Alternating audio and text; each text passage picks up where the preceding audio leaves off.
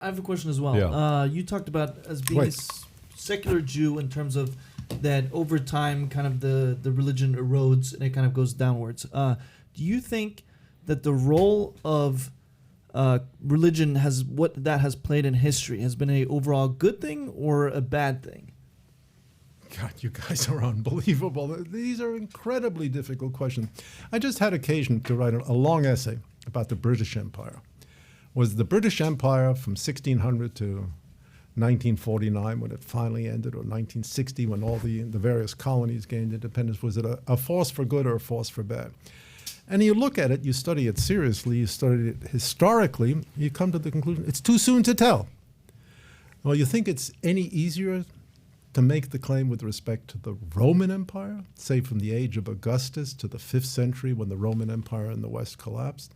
Historians are still enraged with one another because one half of the historical community will say, the Roman Empire was rapacious, it was cruel, it was monstrous, overbearing. Dr. Johnson has a famous remark about the Roman Empire. These people lived by stealing from strangers, and when they ran out of strangers from which to steal, they stole from one another.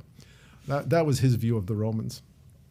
On the other hand, we have to say without the Roman Empire, the entire glorious tradition of Western history would have been aborted 2,000 years ago. So it's a very difficult question to answer. Has religion been a good thing overall? Has it been a bad thing? It's been an inescapable thing. It's been a necessary feature of our existence.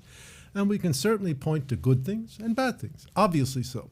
The good things and the bad things don't quite get to the essence of the moral question we were talking about an hour and a half ago, whether without the structure of divine authority, a completely moral or acceptable social life is possible. That's a question that we have yet to answer. So since maybe our booker didn't manage expectation, he should have said we only ask tough questions. But I got a question for you I think you may like, and it's not going to be complicated. Go ahead. Do you like ice cream?